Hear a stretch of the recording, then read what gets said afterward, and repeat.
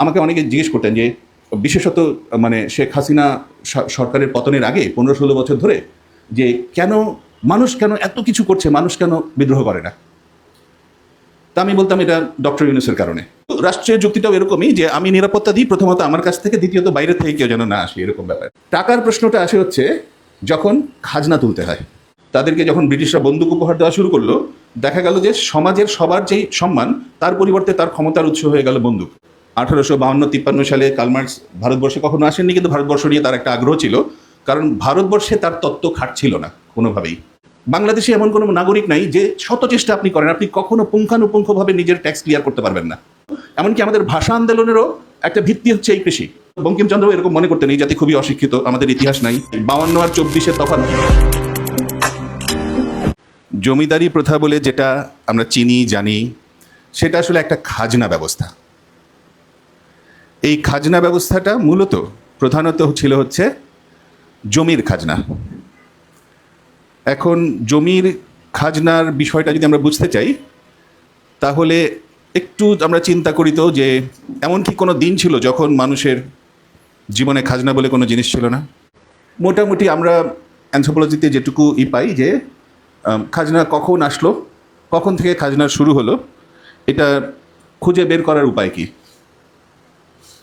একটা উপায় হচ্ছে যখন থেকে টাকা শুরু হলো। পৃথিবীর যেই সমাজে যখনই টাকা দেখা গেছে, সেটা ধাতব হতে পারে, যেটা যে কোনো কিছু হতে পারে, সেই টাকা দেখলে আমরা অ্যানথ্রোপোলজিতে বলি যে আচ্ছা ঠিক আছে, টাকার খুঁড়ে খুঁড়ে যদি টাকা পাওয়া যায় তখন আমরা বলব যে আচ্ছা এই সমাজে খাজনা ব্যাপারটা ছিল। এখন খাজনা ব্যাপারটাকে বোঝার জন্য এটা নতুন করে আলাদা করে কিছু বোঝার নেই, কারণ আমি মনে করি না যে এ জাতির লেখাপড়া নাই। আমি মনে করি এ জাতি অসম্ভব জ্ঞানী, প্রজ্ঞা। কৃষকের প্রজ্ঞার সামনে দাঁড়ানোর মতো প্রজ্ঞা আমরা শহুরে সমাজ এখনো অর্জন করতে পারি নাই। কি ছিল সেই কৃষকের প্রজ্ঞা? জমির সাথে কৃষকের সম্পর্ক কি ছিল? জমির দিকে কৃষক কিভাবে তাকাতেন? কৃষক কি তাকাতেন যে এই জমি আমার, এটার মালিক আমি? আসলে এই খাজনা জমিদারি এগুলি আসবার আগে কৃষক জমির দিকে এভাবে কখনো তাকাতেন না। ভুরি ভুরি উদাহরণ আছে, একেবারে নথিবদ্ধ উদাহরণ, যে কৃষকের মন মানুষে মালিকানার ধারণা নাই। কৃষক মনে করতো এটা আমার জীবন, এটা আমার দেশ, আমি এই মাটির সন্তান, এই জমি আমাকে খাওয়ায়, এই নদী আমাকে পানি দেয়। এইভাবে তারা প্রকৃতির দিকে তাকাতেন। ফলে কৃষকের যেই প্রজ্ঞা, সেই প্রজ্ঞার অন্য গুরুত্ব আছে। এই ভূমিকে কেন্দ্র করে আবার মানুষের সাথে মানুষের সম্পর্ক। এখন অনেকেই আছে, আমরা মোটামুটি এখন সবাই জানি যে কিভাবে কৃষিতে উদ্বৃত্তের মধ্য দিয়ে এমন একটা মানুষের যা প্রয়োজন, কৃষক কিন্তু, আমি যেই কৃষকের কথা বলছি সেই কৃষক বাজারের জন্য উৎপাদন করতো না, সেই কৃষক আসলে কাজই করতো না, সেই কৃষক সংসার করত। তার জীবনটা আসলে আলাদা করে এটা যে কাজ, এটা যে পেশা, এটা যে একটা শ্রেণীভুক্ত পেশা, এই জিনিসটাই ছিল না। যেটা ছিল সেটা হচ্ছে তার সংসার জীবন, সংসারের জন্য, ইসের জন্য, এবং সে বাজারের জন্য উৎপাদন করতো না। এবং প্রত্যেকটা গ্রাম, আমাদের অন্তত এই অঞ্চলে, ছিল স্বয়ংসম্পূর্ণ। এরা আদার ব্যাপারীরা জাহাজের খবর নিতে আগ্রহী ছিলেন না, কারণ দিল্লি অনেক দূরে ছিল। দিল্লি বহুত দূর হয়, দিল্লি অনেক দূরে ছিল। মাঝে মধ্যে কিছু কিছু বোম্বেটে ওখান থেকে এসে হাজির হতেন। বোম্বেটে বা বর্গি, যে খোকা ঘুমালো, পাড়া জুড়ালো, বর্গি এলো দেশে, বুলবুলিতে ধান খেয়েছে, খাজনা দিব কিসে? ধান ফুরলো, পান ফুরালো, খাজনার উপায় কি? আর কটা দিন সবুর করো, রসুন বুনেছি। অ্যানথ্রোপোলজিতে আমরা যেটা করি, খুব বোকার মতো প্রশ্ন করি। হ্যাঁ, যে ধরেন যে মানুষ কি, সবাই জানে। অ্যানথ্রোপোলজি ভাবার চেষ্টা করে মানুষ কি। তা আজকে আমি বলবো যে খাজনা কি, খাজনা জিনিসটা কি। আমি বলছিলাম যে টাকা দেখা গেলে কোনো সমাজে তখন বোঝা যায় যে ওখানে খাজনা ব্যবস্থাটা ছিল। যদিও আমাদেরকে প্রচলিত লেখাপড়ায় আপনি দেখবেন যে বিশেষত ইকোনমিতে বোঝানো হয় যে মানুষের বিনিময়কে সহজ করবার জন্য টাকা আসছিল। যে 6টা ছাগল আর একটা গরু, আমি 6টা ছাগল দিলাম, একজন একটা গরু দিল, এইভাবে বিনিময়কে সহজ করার জন্য। মুশকিল হচ্ছে অ্যানথ্রোপোলজি এই ধরনের কোনো প্রমাণ জোগাড় করতে পারেনি, কারণ যেই সমাজগুলির কথা বলা হচ্ছে সেগুলি ছিল হচ্ছে, আমরা বলি গিফট সোসাইটি, মানে উপহার দিত সবাই সবাইকে, প্রয়োজনের একটু নানাভাবে সেটাই হতো। টাকার প্রশ্নটা আসে হচ্ছে যখন খাজনা তুলতে হয়। সোহুল আমলাতন্ত্রের কথা বলছিলেন, আমলাতন্ত্রের প্রয়োজনে। কারণ ওই যে বর্গী যারা পাঠায়, যখন রাষ্ট্র বলে জিনিসটা তৈরি হয়, একটা কেন্দ্রীয় শাসন, যারা অনেক দূরে থাকে, কিন্তু এই প্রত্যেকটা অঞ্চলের উপরে তাদের একটা সামরিক নিয়ন্ত্রণ থাকে। সে বলতে চায় যে আমি নিরাপত্তা দিই, কিন্তু আসলে নিরাপত্তাটা দেয় হচ্ছে নিজের কাছ থেকে। এটা খানিকটা আমাদের পাড়ার মাস্তানদের মতো, যে তারা বলে, মাস্তানরাও মনে করে কিন্তু যে পাড়ার লোকদের তারা নিরাপত্তা দেয়, মানে বাইরের মাস্তানদের কাছ থেকে অন্য পাড়ার মাস্তান যেন আসতে না পারে সেই জন্য তারা নিরাপত্তা দেন। কিন্তু রাষ্ট্রীয় যুক্তিটাও এরকমই, যে আমি নিরাপত্তা দিই প্রথমত আমার কাছ থেকে, দ্বিতীয়ত বাইরে থেকে কেউ যেন না আসে, এরকম ব্যাপার। তো তাদের প্রবলেম হচ্ছে যে যখন যুদ্ধ চলে তখন খুব সচ্ছল একটা অবস্থা থাকে রাষ্ট্রগুলির। যুদ্ধ খুব রাষ্ট্রের জন্য, যারা যুদ্ধ করেন তাদের জন্য একেবারে খুব মানে কোনো অভাব নাই, এরকম একটা অবস্থা, সব কিছু অনেক বেশি পরিমাণে পাওয়া যাচ্ছে। কিন্তু যখন যুদ্ধ থাকে না তখন এই শাসনগুলিকে স্থায়ী করবার জন্য যে আমলাতন্ত্র, এই আমলাতন্ত্র একটা সমস্যা হয়ে যায়। আপনারা যদি বদরুদ্দিন উমর থেকে শুরু করে এই চিরস্থায়ী বন্দোবস্তে বাংলাদেশের কৃষক, সেখানে যদি পড়েন দেখবেন যে প্রত্যেকটা ঐতিহাসিকবিদই বলছেন যে এই নতুন মুঘল আমলের পরেও ব্রিটিশ আমলে যেটা হয়েছে, যে নতুন যেই তালুকদার, জমিদার, চাকলাদার, এই উপাধিগুলি আপনারা যে দেখেন, এগুলি আসলে ওই খাজনা ব্যবস্থার সাথে সম্পৃক্ত। এখনও নেজারাতের ডেপুটি কালেক্টর প্রত্যেকটা ডিসি অফিসে আপনারা পাবেন, যার কাজ হচ্ছে জেলার বাইরে থেকে যাওয়া থেকে শুরু করে সবার আরামায়েশের ব্যবস্থা করা, গুরুত্বপূর্ণ ক্ষমতাবান লোকদের। টাকার গল্পটা হচ্ছে, তখন এই আমলাতন্ত্রকে পুষবার জন্য সম্রাট, রাজা বা তারা যেটা করতেন সেটা হচ্ছে আমলাদের হাতে নিজের নামাঙ্কিত একটা মোহর বা একটা টাকার যেটা প্রতীকী রূপ, সেটা আমলাদের হাতে দিতেন। আর প্রজাদেরকে বলতেন যে বছর শেষে ওইটার এই পরিমাণ টাকা সম্রাটকে নজরানা হিসেবে দিতে হবে। পুরোটাই কিন্তু কোনো, যে কারণে অর্থনীতিবিদরাও বলেন টাকা কোনো সম্পদ না। এটা হচ্ছে রাষ্ট্রের যে সমস্যা, তাকে তো আসলে রাষ্ট্র তো শ্রম শোষণ করেই তাকে চলতে হবে, মানে অন্যরা যা উৎপাদন করছে সেখান থেকে নিয়ে তার আমলাতন্ত্র, তার আরামায়েশ, তার যুদ্ধ বিগ্রহ সব কিছু চালাতে হবে, এখনো পর্যন্ত তাই। তো ফলে এই টাকাটা যখন প্রজাকে ফেরত দিতে হবে তখন তার উপায় কি? তার উপায় হচ্ছে সরকারি রাজকর্মচারী যারা আছে তাদের যা যা দরকার সেটা দিয়ে তার কাছ থেকে তাকে নিতে হবে, নিয়ে সেটাই আবার বছর শেষে রাষ্ট্রের কাছে দিতে হবে। এর মধ্য দিয়েই আসলে এই খাজনার পুরো বিষয়টা। ফলে জমিদারির ইতিহাস আসলে খাজনার ইতিহাস হিসেবে দেখতে হবে। এবং আজকেও যদি আমরা বুঝতে চাই যে জমিদারি উচ্ছেদ হয়নি, অনেকেই বলছেন, আমি একদমই একমত, কিন্তু সেটার জন্য আমাদের রাষ্ট্রের যে কর ব্যবস্থা, সেই কর ব্যবস্থাগুলিকে আমাদেরকে বুঝে উঠতে হবে। খাজনা বা জমিদার তন্ত্র ছিল হচ্ছে সেই অর্থে মনে করা হতো যে তারা সামাজিক নেতৃত্ব।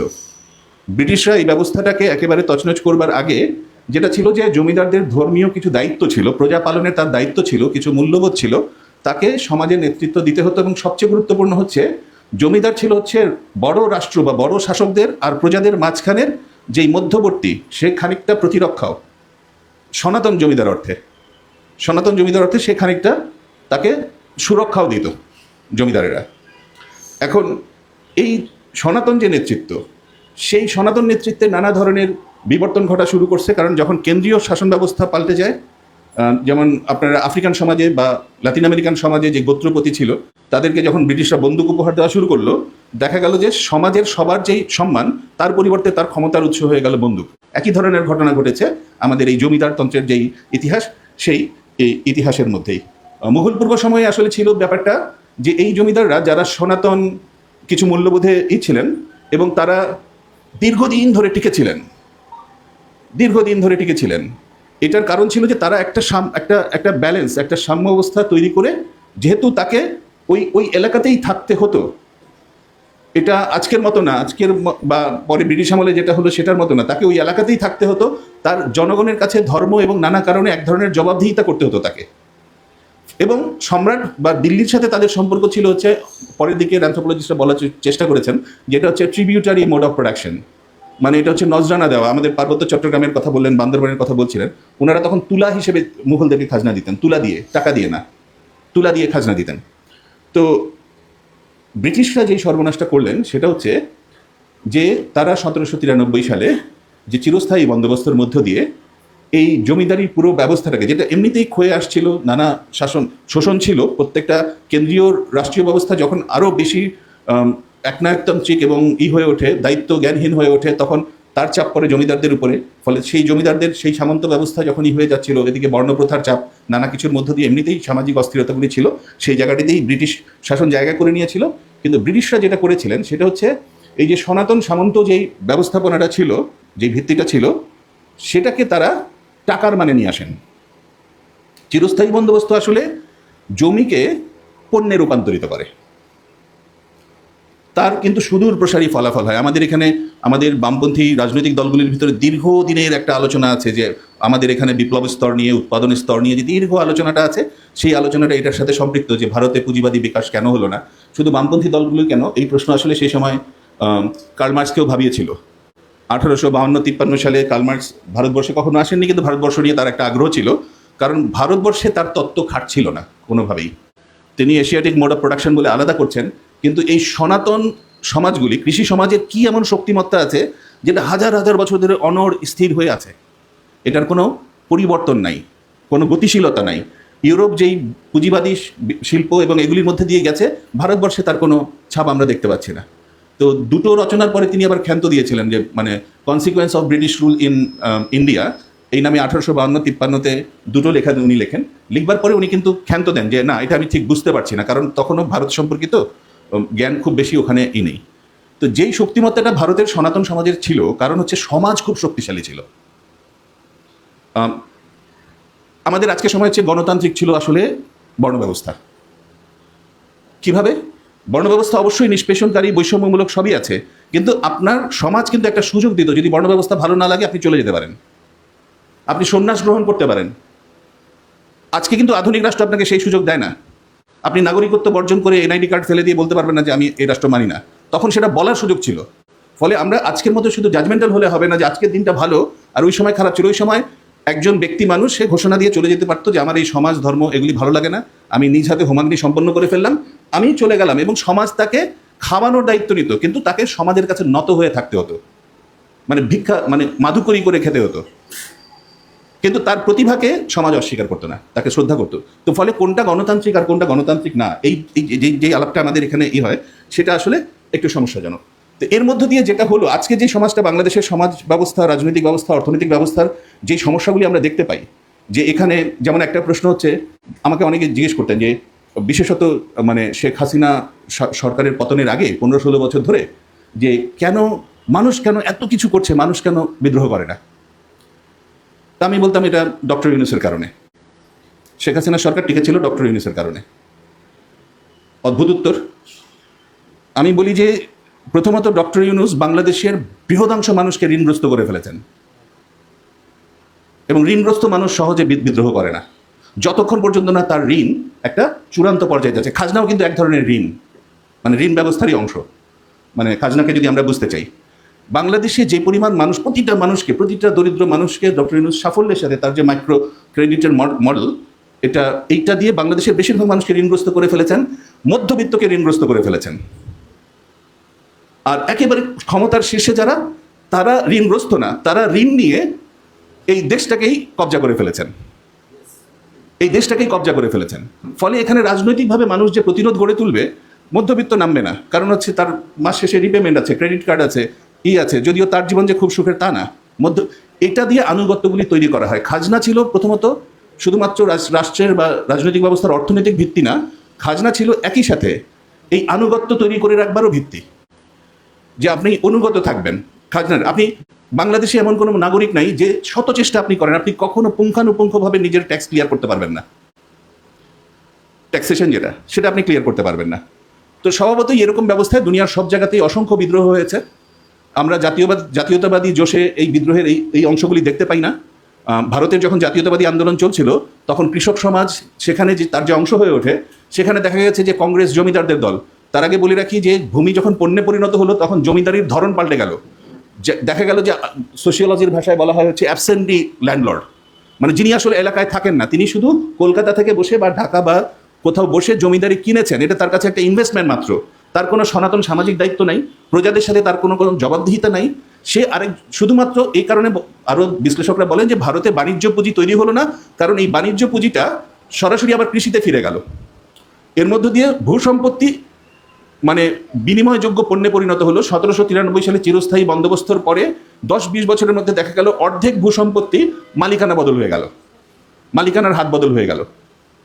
তো সনাতন সমাজ, যেটা হাজার হাজার বছর ধরে যে জিনিসটা তৈরি হয়েছিল, যেখানে সামাজিক দায়বদ্ধতা ছিল, একটা এরকম ব্যবস্থা তৈরি হয়েছিল, সেটা রাতারাতি খুব নিষ্ঠুর, খুব নির্দয় একটা ট্যাক্স কালেকশনের জায়গায় পরিণত হলো। এবং যারা জমিদার হিসেবে আবির্ভূত হলেন, তারা আসলে কন্ট্রাক্টর, তারা আসলে ট্যাক্স কালেকশনের কন্ট্রাক্টর মাত্র, তাদের সাথে ওই মানুষদের কোনো সম্পর্ক নাই, ওই ভূমির কোনো সম্পর্ক নাই, তারা কলকাতা নিবাসী এবং এরাই পরবর্তীতে শিক্ষা দীক্ষা কলোনিয়াল শিক্ষায় শিক্ষিত হয়ে বা আমাদের এখানে শিক্ষিত মধ্যবিত্ত আরবান শহুরে সমাজ যারা আজকেই তারা তৈরি হলেন এই কৃষির এই ইতিহাস থেকে।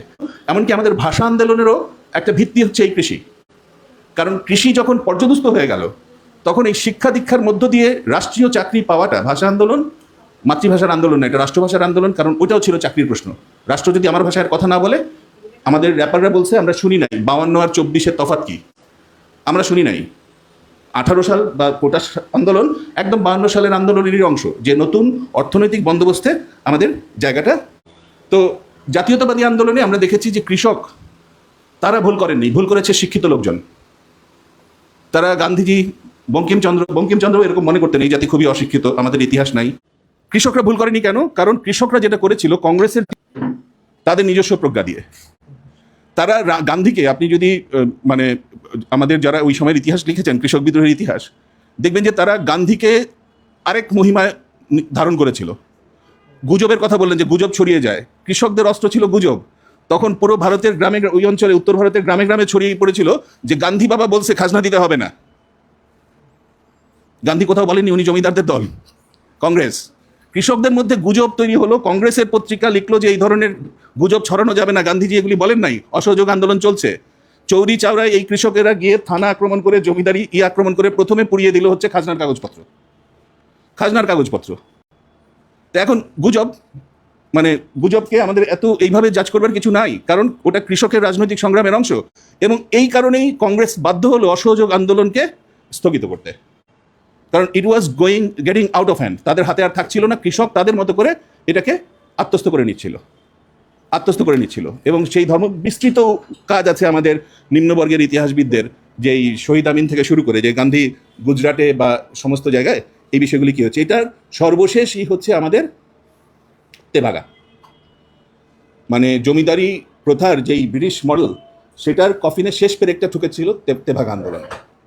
এবং এখানে শিক্ষিত মধ্যবিত্ত অংশের যদি কোনো অবদান থাকে, সেটা হচ্ছে প্রাগ্রসর ওই জমিদার প্রথার মধ্য থেকেই শিক্ষিত হওয়া, কিন্তু আধুনিক চিন্তা চেতনা, বিশেষত মার্ক্সীয় দর্শনে বিশ্বাস করে রাখা, মানে আস্থা রাখা যেই নতুন কমিউনিস্ট বিপ্লবীরা, তাদের একমাত্র কৃষক সমাজের বাইরে তাদেরই একমাত্র ভূমিকা আছে, সেটা টং আন্দোলন হোক, সেটা তেভাগা হোক, কি সেটা আমাদের অন্য আন্দোলনগুলি হোক, সেই সব জায়গাতে। আর অন্যদিকে আছে হচ্ছে আমাদের ফকির সন্ন্যাসী, আমাদের সুফি ঈদের পাগলা বিদ্রোহ, যাবতীয় যে কৃষক বিদ্রোহগুলি, তাদের ভূমিকা আছে। কিন্তু এটার মূল চালিকা শক্তি হচ্ছে আমাদের কৃষক সমাজ। এবং তারাই আসলে, আমি গত 2-1 দিন ঘাটাঘাটি করতে গিয়ে দেখছিলাম যে দাবি করা হচ্ছে এটা মোহাম্মদ আলী জিন্নার অবদান, দাবি করা হচ্ছে যে এটা মুসলিম লীগ করেছে, দাবি করা হচ্ছে যে মানে আমাদের এখানকার যে এইগুলির কোনো ধরনের ভিত্তি নাই। কারণ হচ্ছে যে এই ব্যবস্থাটা আর টিকে থাকার মতো অবস্থায় ছিল না।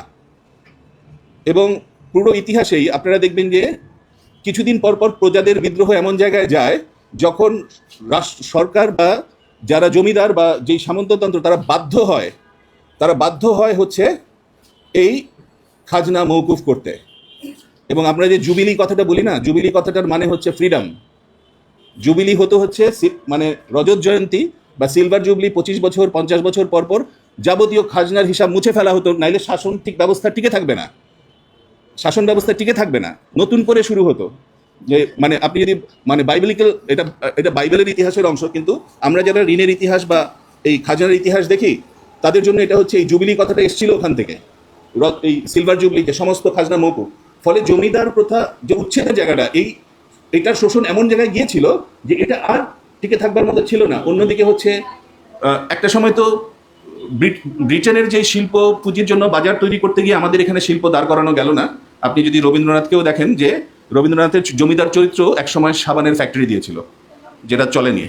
মানে মানে শিল্প এবং বাণিজ্য পুঁজিতে করবার আগ্রহটা ছিল, কিন্তু ব্রিটিশ পণ্যের সাথে প্রতিযোগিতায় পারা যায়নি। ফলে শোষণের, আমাদের এখানকার নিজস্ব পুঁজিবাদী শোষণের চাপটা পুরোপুরি কৃষকদের উপরেই থেকেছে সবসময়, এবং এখনও কৃষকদের উপরেই আছে। কেন সেটা আমি বলছি। সো এর মধ্য থেকেই আসলে আমাদের পুরো রাষ্ট্র সমাজ এগুলি তৈরি হয়েছে, এগুলি আমাদের মনস্তত্ত্বে গভীরভাবে ছাপ ফেলেছে। আমরা সেই জমিদারি মনোভঙ্গি থেকে মনে করি যে প্রজারা অশিক্ষিত, এ কারণেই হচ্ছে দুর্দশার জন্য তারাই আসলে দায়ী। আমরা তাদের মধ্যে সেই প্রজ্ঞা, সেই প্রতিটা কৃষকই যে আসলে এক একজন সায়েন্টিস্ট বংশ পরম্পরায় শিক্ষিত হয়ে এটা আমরা দেখতে পাই না। আমাদের যে ধনতান্ত্রিক বিকাশ সেটা বাধাগ্রস্তাত্ত্বিক গঠনে এই জমিদারি প্রথার ইতিহাসটা এখনো থেকে গেল। তাহলে যদি খাজনা যদি জমিদারি হয়, আজকে আমরা জমিদারি বলবো, জমিদারি চিনব কি করে? আজকে আমরা জমিদারি চিনব কি করে? প্রথমত খাজনা জিনিসটাকে আমরা খুব খারাপ জিনিস মনে করি না, সমস্যাজনক মনে করি না, কিন্তু এটার অতিরিক্ত চাপ দেওয়া ইত্যাদি ইত্যাদিকে আমরা মনে করি যে এটা খাজনার বৃহদাংশ যায় হচ্ছে যারা খাজনা আদায় করেন, ব্যবস্থাপনা করেন, আমলাতন্ত্র। এবং আমলাতন্ত্রের নিজস্ব একটা কি আছে, এটা রাজনৈতিক ক্ষমতার চেয়ে আলাদা একটা ক্ষমতা, আমলাতান্ত্রিক যে ক্ষমতা। এবং রাজনীতিবিদদের সাথে তাদের একজন আরেকজনের উপরে নির্ভরশীলতা আছে, কিন্তু আমলাতন্ত্র নিজে একটা বড়ই। আচ্ছা, আমার আগে থেকেই অ্যাজমা ছিল, হাঁপানি রোগ। ঢাকায় এসে এটা বেড়েছে। আমাদের এখানে যে ঢাকা শহরের বায়ু, আমি ঢাকায় 3-4 বছর ধরে থাকছি। আমি যে ওষুধটা কিনি, ইনহেলার, এই ইনহেলারটা 500 টাকা থেকে 1200 টাকা, 2000 টাকা নানা দামের ইনহেলার আছে। আমি হিসাবের সুবিধার জন্য 1000 টাকা ধরে নিই দামটা। আপনি বাংলাদেশে শুধুমাত্র 2টা কোম্পানির ইনহেলার পাবেন, একটা বেক্সিমকো, একটা হচ্ছে স্কোয়ার। আপনি যখন 1000 টাকা দিয়ে একটা ইনহেলার কিনবেন, তখনই রাষ্ট্র আপনার কাছ থেকে 150 টাকা নিয়ে যাবে, আপনি যেন ঠিকমতো নিঃশ্বাস নিতে পারেন। আপনার ইনহেলারটা দরকার হচ্ছে আপনি যেন ঠিকমতো নিঃশ্বাস নিতে পারেন, এই জন্য আপনার ইনহেলার দরকার। সেই ইনহেলার বাবদ রাষ্ট্র আপনার কাছ থেকে 150 টাকা নিয়ে যাবে 1000 টাকার মধ্যে। ওই 1000 টাকা আপনি যখন আয় করেছেন, তখন আপনি মোট কত আয় করেন তার উপর নির্ভর করে ওখান থেকে আরও 100 টাকা আয়কর হিসেবে নিয়ে যাবে। 250 টাকা গেল, থাকলো 750 টাকা। এই 750 টাকার মধ্যেও আবার বেক্সিমকো সে সরকারকে যে টাকা দিবে সেটা তো নিজে দিবে না, সে আপনার টাকা থেকেই দিবে। ভ্যাট একটা আবার কোম্পানিকে তার জন্য তাকে দিয়ে দিতে হবে, সেখানে ধরেন আরও 200 টাকা গেল, কত থাকলো? আবার বেক্সিমকো যখন কাঁচামাল আমদানি করেছে এগুলির, তখন ওখানেও সরকার ট্যাক্স নিয়েছে, কমে 500 টাকার কমলো। তারপরে আপনি যখন আপনি ওই বেক্সিমকোর যে সায়েন্টিস্ট থেকে শুরু করে, ফার্মাসিস্ট থেকে শুরু করে তাদের যে বেতন, সেই বেতন থেকে সরকার আবার 10%, 15%, 25% কেটে নিচ্ছে। শেষমেশ দেখা যাবে যে আপনি ঠিকমতো নিঃশ্বাস নেওয়ার জন্য আপনি যে 300 টাকার ভ্যালুটা দিচ্ছেন, তার উপরে সরকার 700 টাকা নিয়ে যাচ্ছে। এখানে জমিদার হচ্ছে সালমান এফ রহমান, প্রজা হচ্ছে বাংলাদেশে অ্যাজমায় আক্রান্ত প্রতিটা মানুষ। এইটা যদি আমি না বুঝতে পারি, এই যে এবার আপনি মিলিয়ে দেখেন যে বাংলাদেশের কৃষক সমাজকে, কৃষি সমাজের এমন জায়গায় নিয়ে গেছে যে এখানে আর উদ্বৃত্ত তৈরি হয় না। বাজার ভিত্তিক এবং কৃষির যে পরিবর্তন হয়েছে, এখানে কৃষক আর উদ্বৃত্ত তৈরি করতে পারে না। তার যে উৎপাদন ব্যয় আর তার যে বাজার মূল্য, তার সঙ্গে উদ্বৃত্ত তৈরি হয় না। ফলে সেখানে উদ্বৃত্ত হচ্ছে কি? উদ্বৃত্ত হচ্ছে শ্রম। সেই শ্রম কৃষক বাড়ির মেয়েটিকে নিয়ে এসে ইপিজেড কি গার্মেন্টসে ঢুকিয়ে তাদের শ্রম, এখন জমি না, এটা হচ্ছে শ্রমদারি। জমি তো আর মূল জায়গায় নাই। দেখা যাচ্ছে যে এই প্রতিটা গার্মেন্টস, প্রতিটা ইপিজেড এক একজন জমিদারকে তালুক দেওয়া আছে।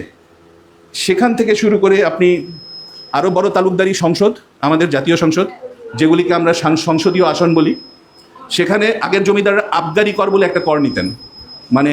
জমির বাইরেও আরও নানা খাত থেকে তারা আবগারি কর নিতেন, যে বাজারঘাট, হাটি যারা, জলাশয়ী যারা, চলাচল, নৌপথ, এগুলি থেকে যে কর নিতেন, সেই করের ঘাটগুলি চলে যাচ্ছে হচ্ছে ভাগ করে দেওয়া আছে কোন জমিদার। ফলে জমিদারি ব্যবস্থাটা এখন আরও অনেক জটিল, কমপ্লেক্স হয়ে, আরও বেশি শোষণমূলক হয়ে আমাদের সামনে হাজির, আমরা দেখতে পাচ্ছি না।